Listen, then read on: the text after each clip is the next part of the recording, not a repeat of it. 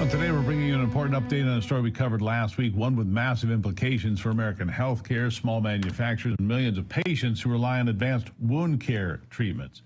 Over the past several days, new information has emerged that paints an even clearer and more alarming picture of what's happening inside the Centers for Medicine and Medicaid Services, CMS. This isn't just paperwork, bureaucracy, or a policy tweak. This is a deliberate move by powerful insiders that could force dozens of American companies to close their doors while handing a few select companies favored plans from the government with enormous financial advantage. This affects American workers, innovation, and patient care nationwide. And today we're going to lay out exactly how a federal agency is picking winners and losers in real time. Here's the full report. Imagine you own a business. Now imagine the government comes in without ever talking to you and puts a cap on how much you can charge to sell your product. You try to explain to them that you can't sell it for that price. You'd have to cut employees. You'd be taking on heavy losses. Your company might not be able to survive, but they don't care. They won't even take your calls. Then at the same time, imagine the government goes across the street to your competitor and tells them they get to sell their product for over 16 times the price that you can. And not only that, the government will guarantee that your competitor has millions of customers by locking an entire part of the U.S. population into a system where they have no other option.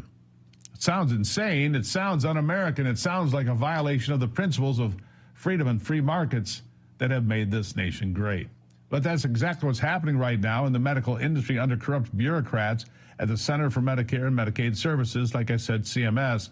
On October 31st, former healthcare lobbyists who now work at CMS issued a new rule on allografts, skin substitutes that cover chronic wounds and promote healing. It's important. These are valuable products for people with diabetes, bed sores, and other chronic wounds that can cause extreme pain. CMS said it would establish a single flat rate of $127.28 for the vast majority of allografts, that's no matter how large or ineffective, and how they innovate they are. They created this price scheme based on the smallest possible graft size and without ever discussing the pricing with the American manufacturers who create these products, by the way, in the first place.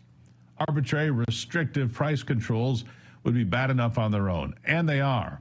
These government-imposed price caps would force most of the 50 American skin substitute makers out there and put them out of business, putting American workers in the unemployment line while leaving only the cheapest and lowest quality products on the market. But they didn't stop there. CMS then gave a special deal to an extremely small select number of companies. Instead of getting $127 for their grafts, these companies would be getting much higher rates. How much higher?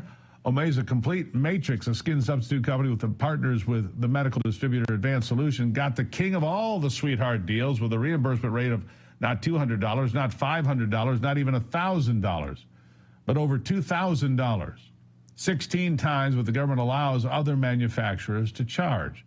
Advanced Solution pushed for special status for its clients, and their lobbyist insider friends gave them exactly what they were looking for. This is crony capitalism at its worst.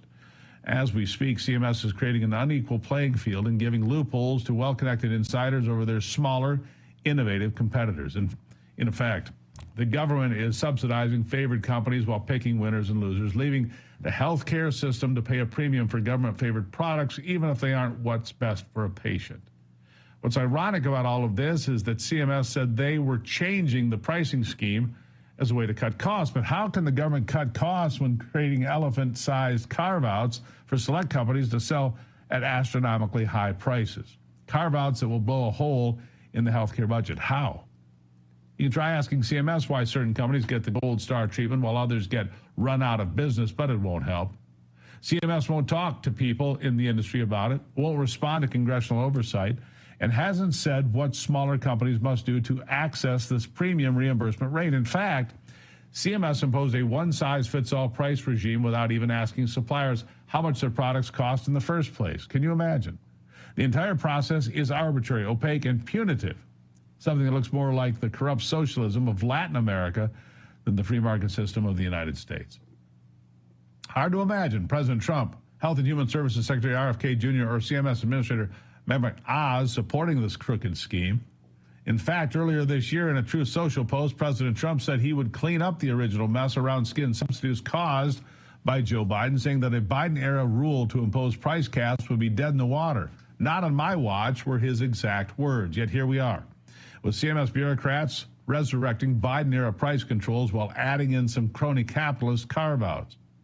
President Trump and his administration should clean up this mess, make it clear that CMS bureaucrats aren't there to pay off their friends. They are there to help patients, because at the end of the day, the American people deserve a health care system that puts patients over politics, innovation over insiders, and workers over the Washington swamp. If there's one thing we know for sure, it's that the America First movement will never stop fighting to drain this kind of corruption out of our government and restore fairness, transparency, and accountability. This is exactly why we fight, and exactly why the MAGA movement isn't going anywhere. We'll keep an eye on it for you as we go forward.